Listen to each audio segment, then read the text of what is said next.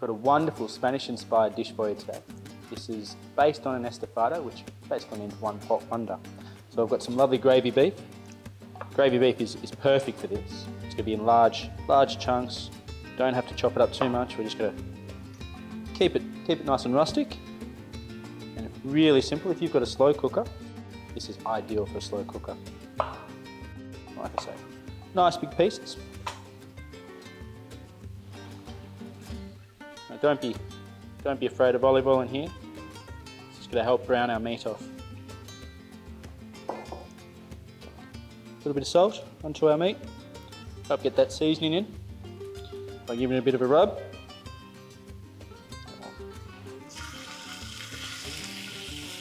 Don't overcrowd the pan at this point. If you put too much meat in there, you're going to lose all the heat out of the pan. You're not going to get that nice caramelisation on the meat. Keep the heat up nice and high. You can see that nice caramelisation. If you get that nice golden brown colour onto the meat, you're going to end up with a much richer stew at the end. You're going to get those caramel flavours going throughout the whole dish. So once you start to get a bit of colour, take them out. And then don't turn the heat down. Get the next batch straight in. If you need to, a little bit more oil. So our meat's nicely browned off. But we don't want to lose all those caramelised flavours at the bottom of the pan there. So we've got some white wine.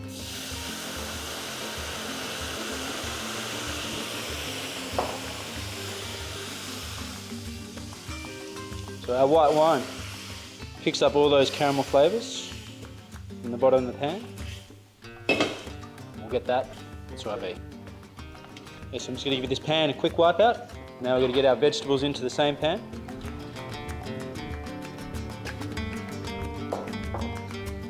Heat back up a little bit.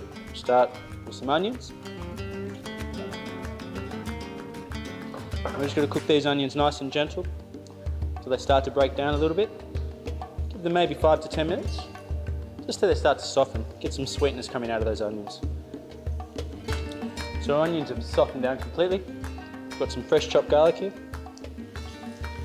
Get that in and just cook that until you can sort of really smell it.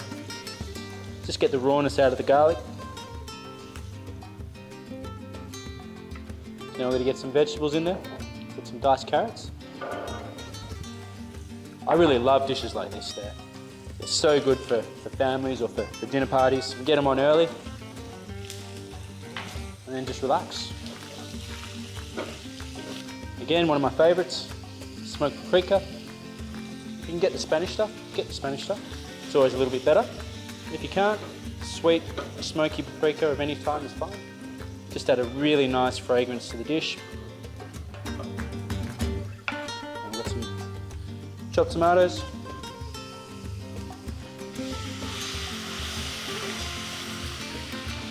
And finally, some beef stock. So turn the heat up. We're going to get this up to a boil. And then we're going to get our meat back in here. We can't forget our herbs. Every dish needs a bit of freshness to it.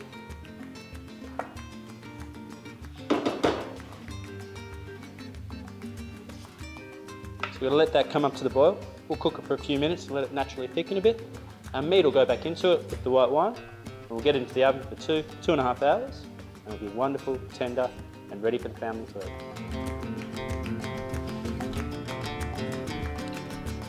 So the meat, white wine's back into the pan. At this point you can transfer it to your slow cooker or you can get it into the oven. If you're organised enough, the slow cooker, get it on in the morning, be ready for dinner.